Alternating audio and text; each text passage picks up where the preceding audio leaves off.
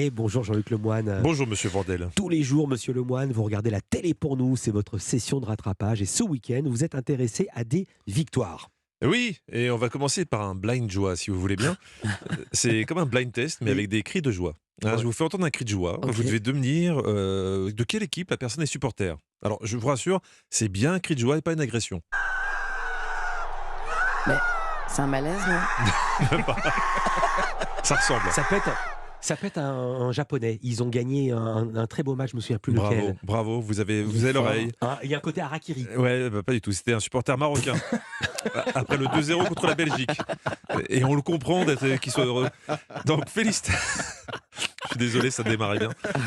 Donc, félicitations Maroc pour leur très belle victoire hier. Mais celle qui nous intéresse, Philippe, évidemment, c'est celle de samedi. Vous voyez de quoi je parle? Eh oui. La seule qui compte? Mais la Starac. Mais non, ça c'est parce que vous lisez le texte. Normalement, Oui. c'était la France. Oh là La là. nôtre. Le mec, il te fout en l'air ton lancement. Ah, Tu j'ai te pas fais vu que chier j'avais à un faire des lancement. trucs. Oh là là là Il a là. tellement raison. Et oui, non, c'est celle d'Anisha, la Starac. Elle était en finale contre Enola. Et c'était dur pour Enola car elle était à ça de gagner 100 000 euros et de sortir un album. Mais ça va, elle n'a pas eu l'air d'avoir trop le seum après sa défaite. Bravo, tu as gagné. Et moi j'ai tout perdu. Un bon résumé.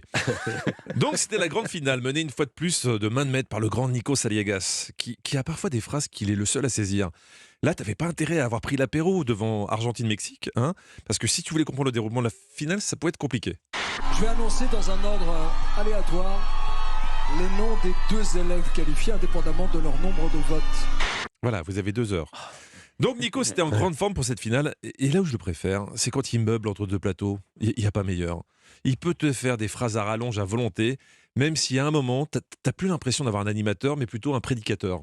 Elle est allée chercher, toucher du doigt cette lumière qui fait de l'artiste un être à part. Alléluia! Au-delà des enjeux, vous êtes venu comme un gars, un artiste, et vous avez observé et vous avez donné la main. Et ça ne s'achète pas. Alléluia! Wow. Nikos qui était là pour bien vendre aussi les invités de la finale, comme Soprano.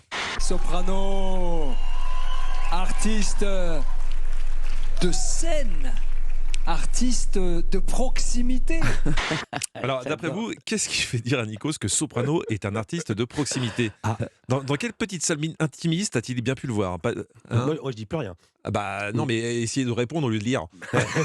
Dans son salon, peut-être. Pas dans son salon. Non, la salle intimiste, c'est ça. Écoutez. Artiste de proximité. Moi, je l'ai vu à Marseille, au Vélodrome. C'est intime, ouais. Ah bah ouais, si pour toi la proximité, c'est le stade Vélodrome à Marseille. C'est vraiment que t'étais dans une loge VIP, hein, ou que t'as une vue d'aigle. Mais parfois, j'ai l'impression que Nikos dit l'inverse de ce qu'il veut dire. Enfin, du moins, j'espère. Sinon, cette reprise après la pub était pas super engageante. Et c'est ainsi que continue la Star Academy, car vous n'êtes pas au bout de vos peines. Vous n'êtes pas au bout de vos peines. Il reste 4 heures d'émission.